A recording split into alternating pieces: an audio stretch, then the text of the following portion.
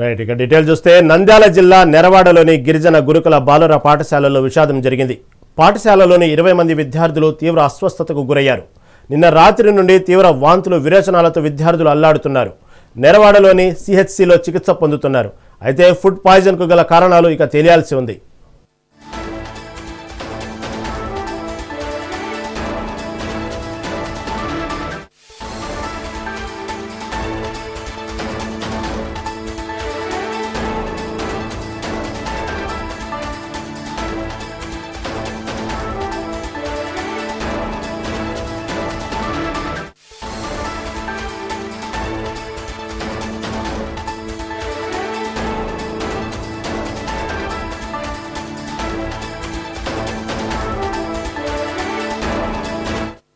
నంద్యాల జిల్లా నెరవాడలోని గిరిజన గురుకుల బాలుర పాఠశాలలో విషాదం జరిగింది. పాఠశాలలోని 20 మంది విద్యార్థులు తీవ్ర అస్వస్థతకు గురయ్యారు. నిన్న రాత్రి నుండి తీవ్ర వాంతులు విరోచనాలతో విద్యార్థులు అల్లాడుతున్నారు. నెరవాడలోని సిహెచ్సిలో చికిత్స పొందుతున్నారు. అయితే ఫుడ్ పాయిజన్ గల కారణాలు ఇక తెలియాల్సింది. మరింత సమాచారం మా కరెస్పాండెంట్ శ్యామ్ అందిస్తారు. శ్యామ్, చెప్పండి, ఏంది ఫుడ్ పాయిజన్ గల కారణాలు ఏంటి? తాజా అప్డేట్ ఏంటి?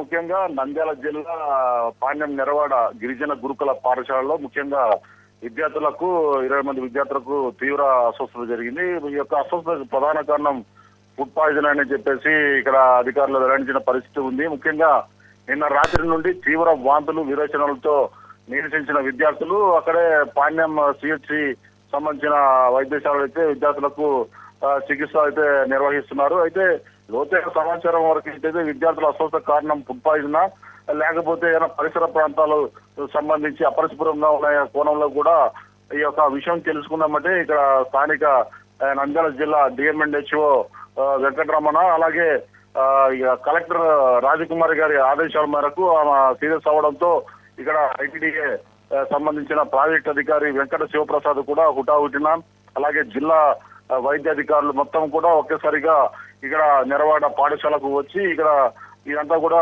పరిశీలించారు. ముఖ్యంగా ఈ హాస్టల్ అయితే సంబంధించి 260 మందికి పైగా విద్యార్థులు ఇక్కడ ఈ హాస్టల్లో ఉంటారు. అయితే ముఖ్యంగా ఈ పరిసర ప్రాంతాల్లో డ్రైనేజీ అలాగే పంట కాలంలో వస్తున్న వ్యర్థాలు ఎక్కువ నీటిలో అంటే తాగే నీటిలో ప్రవహిస్తున్నాయని ఆ పైపు కూడాను అక్కడే ఉండడము, ఆ పైపు ద్వారా కలుషిత నీరు కూడా వచ్చి విద్యార్థులకు అస్వస్థతకు సంబంధించి ప్రధాన కారణం అన్నట్టు కూడా డిఎంఎన్హెచ్ఓ వెంకటరమణ అయితే తెలిపిన పరిస్థితి ఉంది.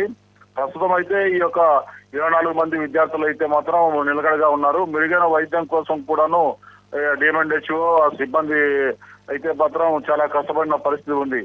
ఏదేమైనప్పటికీ చిన్నపిల్లలు అయితే ఈ వాంతులు విరోచనాలకు సంబంధించి ఇబ్బంది పడినారని అయితే ఈ విషయం కూడా ఉదయం పొక్కడంతో స్పందించిన నంద్యాల జిల్లా కలెక్టర్ రాజకుమారి పెద్ద సీరియస్ అయిన పరిస్థితి ఉంది. ప్రజెంట్ అయితే విద్యార్థులకు మాత్రం ఎటువంటి ప్రమాదం లేదని ప్రస్తుతానికైతే విద్యార్థుల ఆరోగ్య పరిస్థితి అయితే నిలకడగా ఉందని ఇక్కడ ప్రాజెక్ట్ అధికారి వెంకట శివప్రసాద్ కానీ అలాగే ఇక్కడ డిఎంఎన్హెచ్ఓ మన వెంకటరమణ కూడా చెప్పిన పరిస్థితి ఉంది. Rahim, thank you for update.